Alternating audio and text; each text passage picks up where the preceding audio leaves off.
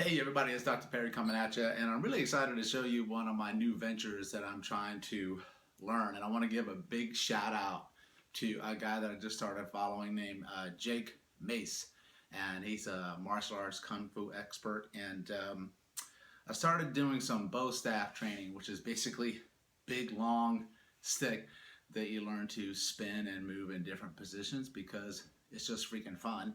And I always say that movement is based in circles and spirals and rotation.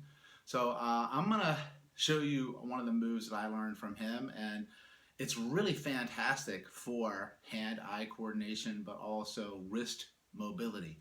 One of the joints in the body that gets a lot of restriction are your wrists in and of themselves, right? So they lock down, and you get a lot of pain up in your elbow, your shoulder, blah blah blah, etc. And I started using different sizes of sticks and weights of sticks. So this is not something that you would actually start to train in when you want to learn the bow staff. You typically go lighter than heavier. But I wanted to add a little bit of resistance and shorten the stick up. Usually when you do the bow staff, you want to have it to about the size of your height. So me, I'd be about 6 foot. But I'm going to use the TRX Rip Trainer one here, but you can use a PVC pipe, you can use kind of anything. This has got a nice little bit of weight to it, and plus I've noticed that it keeps you to cue your hands in the center where the yellow is, and then it starts to get a little bit of a workout as well. So I'm going to show you from the front, and then I'll show you from the side. And this is the one where you actually go into what he calls skip and catch, where you put your right hand out and hold it with your right hand or your dominant hand. It's usually right. You put it right in the center of the bar. Then you take your other hand and you put the back of your wrist on top of the other wrist. And the wrists always stay in contact with each other. So have some relaxation in your body. Relax your hands. Relax your elbows. Don't want to have too much tension. And then what you want to do is you spin clockwise. And when you come up to here, what you do is you don't catch it the first time like this. I'm going to come and I'm going to skip, and then I'm going to catch. So I catch this way. So you can see that I'm really getting a lot of supination, which is up, and then a lot of pronation, which will be down. So then I'm going to catch. My wrists are with each other.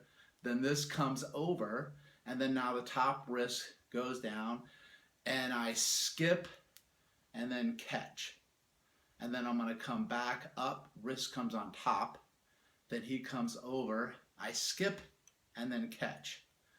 Come back over, skip, catch. Skip, catch. So go slow in the beginning, right?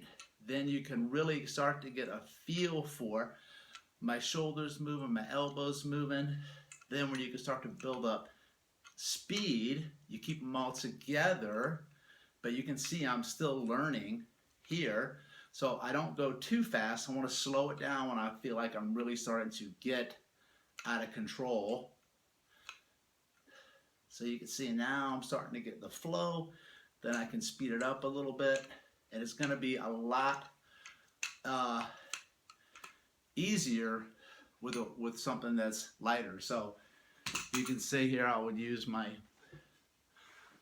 maybe the stick here, right, that we want to use for cueing on like how to do hip hinging, this kind of stuff, right? But it's much lighter. So then you put it out here and it's easier to control. You don't get as fatigued. So I do suggest you start here. So then we would come out this way. I'll show you from the side. He comes over top and they match. And then I skip, keep coming up here, and then I catch.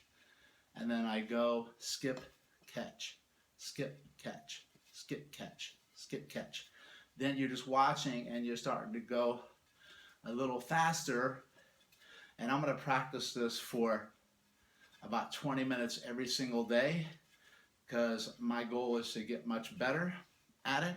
And you can see how that's going to get your wrist ready for press, pulls, holding anything, body weight work, and you start to get fatigued up in the upper body as well.